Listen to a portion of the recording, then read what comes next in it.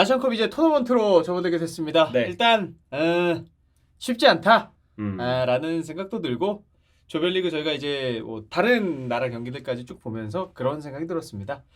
우승 일단 쉽지 않고 우리 대표팀 못하는구나. 못하는구나. 예. 맞아요. 여러 생각 들었어요. 그 뭐 아시안 예를 들어서 지금의 폼만으로 선수들 몇몇 떠나서 네. 그냥 이 팀으로서의 경기력이랑 뭐 내용들 이런 걸로 파워랭킹을 만약에 계산한다고 하면은 이제 16개 팀이 정해졌잖아요. 네. 우리가 지금 그 16개 팀 중에 윗순위에서 찾는 것보다 아랫순위에서 찾는 게 더 빠를 정도입니다. 저도 비슷할 것 같아요. 네. 그 정도로 지금 조별리그 3경기는 네. 정말 좋지 않았습니다. 그 전체적으로 조별리그 소감 한번 좀 물어보죠. 일단 역시 카타르의 그 더운 기후의 영향 때문인지 예.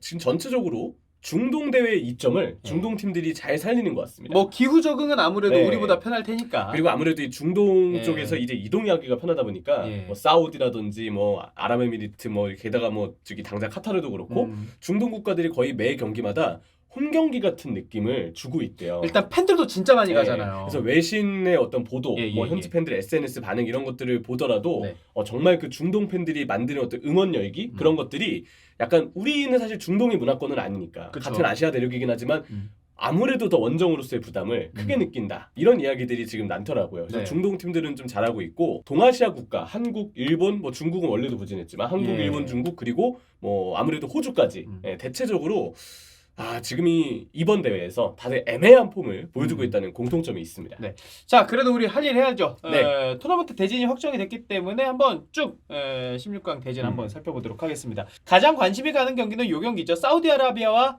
대한민국의 경기. 아니 네. 대진이 우리 일본이랑 붙는다 뭐 어디랑 붙는다 결국 하다가 사우디랑 붙게 됐어요. 상대가 어디든 예. 크게 상관이 없습니다. 왜냐 맞아요. 우리가 다 지금 어려워하기 때문에 어려워할 것이기 때문에 우리 그냥 도전자야 이제. 도전자예요. 예. 특히 사우디는 예. 마찬가지로 만만치 않은 예. 국가인데 사우디가 지금 그 홈 경기와 다를 바 없는 경기들을 매번 치르고 있대요. 팬들이 현장에 굉장히 많이 온다고 하는데 사우디에서 카타르까지 주요 도시로의 그 구글 맵을 찍어봤을 때 차로 7시간이 걸린대요. 그러면 대표팀 경기잖아요. 네. 나는 차 끌고 갈만할 것 같아. 저 시간이면. 갈만하죠. 네. 네. 그래서 응원 열기가 지금 팬들이 운집해서 굉장히 대단하다고 하고 사우디의 강점은 일단 역습입니다. 역습 그리고 또 하나는 하프 스페이스 활용. 네. 이 사우디아라비아도 골을 넣고 아니고를 떠나서 하프 스페이스를 활용한 기회 창출의 빈도는 상당히 많고요. 가리브 선수나 아이도사리 이런 자원들은 특히 우리가 주의를 해야 될 자원이라고 생각을 합니다. 다만 약점이라면 여기도 마찬가지로 사우디라는 팀의 명성치고는 내용이 많이 어수선하고요. 그 중원이 제가 볼 때 강하다는 느낌이 지금까지는 덜 들었거든요.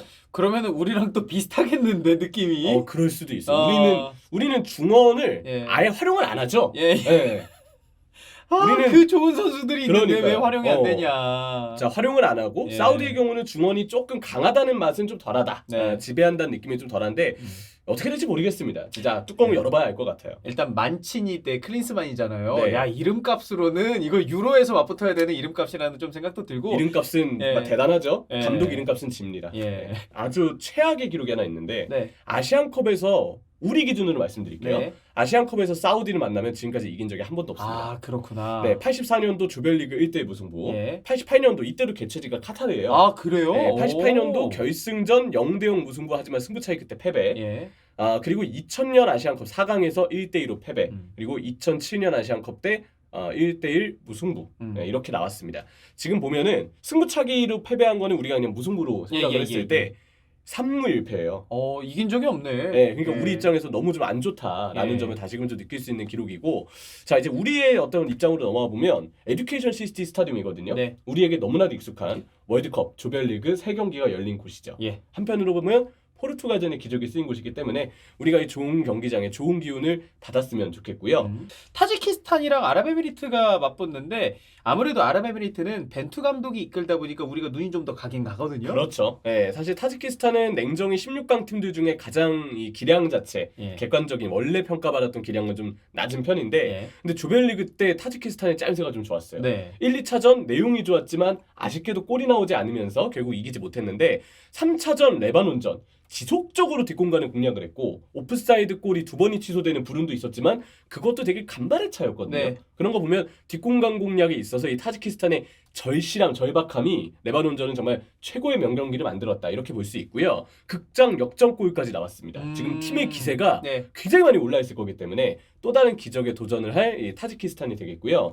아랍에미리트는 사실 대진운이 많이 따른 거죠. 타지키스탄을 16강에서 만난 거는 아무래도 조 2위를 한 것에 대한 성과라고 볼 수 있을 텐데 문제는 우리도 이제 이란하고의 경기를 입중계하면서 봤잖아요. 예. 아랍에미리트가 지금 대회 내내 경기력이 안 좋아요. 냉정하게 벤투 감독이 우리 대표팀에서 보여줬던 그런 점유율 네. 축구, 요런 축구랑은 사실 거리 멀어요. 그렇죠. 예. 그래서 지금 뭔가 벤투의 색채가 잘 묻어나오지 않는 예. 아랍에미리트 팀 자체적으로 지금 분명 좀 어수선하고 실수가 많거든요. 타지키스탄은 오히려 기세가 좀 엄청 올라 있고 이제 믿져야 본전이란 마음으로 무조건 앞만 보고 달려야 될 텐데 아니 서로 해볼 만하다 생각하겠네. 예. 요중이는. 오히려 예. 아랍에미리트가 조심할 필요가 있어요. 특히 그래요? 뒷공간. 예. 예, 그 부분에 대한 조심을 해야 되고 확률은 아랍에미리트가 높겠지만 타지키스탄의 기적을 우리가 한번 또 기대해 보도록 하겠습니다. 자, 그다음 이제 이라크와 요르단의 경기. 저 개인적으로 16강 지금 뭐 처음에 이제 우승 후보 꼽혔던 팀들 제외하고 이라크 요르단이 가장 세 보여요. 아무래도 그래요. 예. 예, 사실 이 둘이 서로 만난 거는 예. 8강은 타지키스탄 아랍에미리트 중에 한국과 만나잖아요. 그렇죠. 8강보다 16강이 서로 더 빡세다고 느낄 겁니다. 아, 맞아요. 일단 일본을 잡은 이라크 조별리그 3전 전승 굉장히 까다로운 상대고 아, 이라크 잘해. 후세인이 있잖아요. 그래. 네, 후세인이 지금 5골로 득점 선두입니다. 예, 진짜 예. 주포로서의 확실한 존재감을 좀 보여주고 있는 이라크고요. 네. 요르단의 경우는 우리를 상대할 때 그 맞춤 전술, 역시 음. 대응 전술의 능력이라든지 전체적으로 팀의 짜임새, 기세가 좀 괜찮은 팀이라는 걸 보여주고 있습니다. 다만 맞춤 전술은 좋으나 알타마리에 대한 공격 의존증이 좀 있거든요. 오른쪽 윙어. 네, 알타마리에 대한 견제가 아마 토너먼트에 올라오면 점점 심해질 텐데 네. 그때는 요르단의 공격이 어떨지는 우리가 좀 들여다볼 필요가 있겠고요. 개인적으로 요 경기 16강 경기 재밌을 것 같고 음. 그다음에 이제 호주랑 인도네시아가 맞붙습니다. 네, 호주의 경우는 사실 사우디 대한민국의 승자와 8강에서 만나거든요. 네. 호주 입장에서는 아무래도 인도네시아를 만난 게 대진 운 자체는 좋은 편이죠. 그래요. 다만 조별리그를 보면 호주도 우리나라 못지않게 경기력이 많이 안 좋습니다. 그래서 호주의 경우도 답답한 모습이 있다는 점 이건 좀 변수고요. 인도네시아는 아까 타지키스탄과 좀 비슷한 면이 있어요. 예. 타지키스탄도 기적을 쓰면서 기세를 올려서 지금 토너먼트에 왔듯이 인도네시아도 말 그대로 기적입니다. 3위 팀 순위를 쭉 세우면요. 인도네시아가 4위 딱 막차 타고 토너먼트에 왔습니다. 근데 이 막차를 탄 가치가 대단한데 신태용 감독이 역사를 썼어요. 인도네시아 사상 처음으로 아시안컵 토너먼트에 진출을 했기 때문에 이거 진짜 박수 한번 쳐야 대단한 일입니다, 진짜로. 엄청난 그래요. 너무 멋진 국기전향을 네. 또 저는 맞아요. 이 신태용 감독이 한 거라고 생각이 들고 라이벌 베트남은 3패거든요. 네. 근데 인도네시아는 16강에 올랐습니다. 다만 호주 상대로 불리한 점은 역시 피지컬 그리고 아무래도 상대적으로 이 선수들 개개인의 경험을 떠나서 이 국가가 가지고 있는 어떤 이 무대에 대한 경험이라는 게 있잖아요. 근데 그럼요. 인도네시아는 이번에 토너먼트가 처음인 만큼 호주보다는 그 부분이 불리할 수 있는데 호주 입장에서는 그런 피지컬적인 장점, 경험을 좀 살린다면 아마 무난하게 그래도 승리하지 않을까. 하지만 그래도 우리 라면 불고기 신태용 감독님의 마법을 예. 트릭을 혹시 기대해보고 싶습니다. 그리고 혹시 네. 우리가 사우디 잡으면 또 8강에서 인도네시아와 그렇죠. 맞붙을 수도 있으니까 네. 요 대진도 재밌을 것 같고 자 그다음 이제 이란과 시리아의 경기입니다. 네, 이란은 지금 전력으로는 우리가 봤듯 우승 후보입니다. 맞아요. 네, 당연히 잘해요. 우승 후보예요. 예. 그리고 이제 시리아와 경기를 하게 되는데 이란의 경우는 사실 역시 피지컬의 강세가 크죠. 굉장히 빠르게 볼을 투입하고 공격을 전개하는데 선수들이 피지컬이 좋다 보니까 1대1 싸움에서 볼을 따낼 가능성 크고 세컨볼 싸움에도 우위를 점할 가능성이 크고 개개인의 능력도 우수합니다. 일단 중앙에서 타렘이랑 아줌은 네. 클래스가 있더라고요. 정말 창의적이고 호흡이 좋아요. 예. 해결 능력도 가지고 있는 자원들이고 이란이 우리 못지않게 아시안컵 징크스가 있습니다. 마지막 우승이 1974년.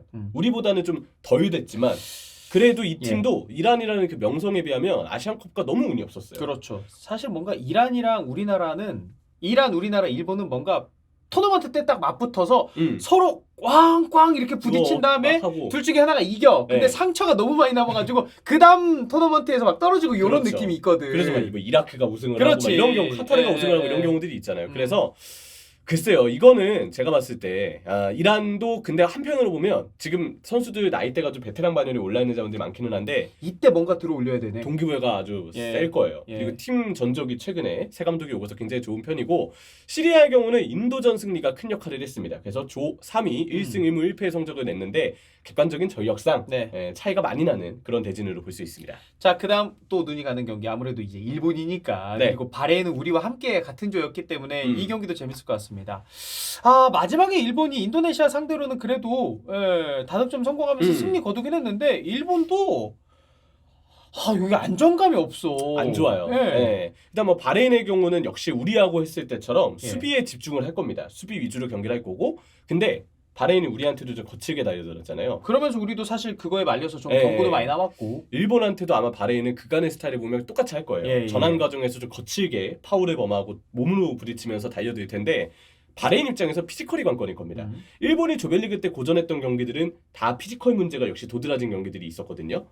바레인은 과연 어떨까? 과연 피지컬에서 바레인이 실제로 붙었을 때 우위를 점할지, 우리가 그 부분이 좀 변수이지 않을까 싶고요. 일본은 여전히 경기력이 아쉽습니다. 네. 인도네시아전도 결국 페널티킥 얻었던 거 외에는 위협적인 장면이 없었을 정도로 예. 너무 무기력한 내용이 나오고 있는데, 대진우는 일단 따랐어요. 일본은 엄연히 말해서 조 2위입니다. 예. 근데 당장 아까 이라크는 조 1위인데 요르단을 만나고 일본은 조 2위인데 바레인을 만나요. 이건 오히려 대진우는 일본에게 좀 다른 거라고 볼 수 있고요. 다만 토너먼트에 이제 들어오잖아요.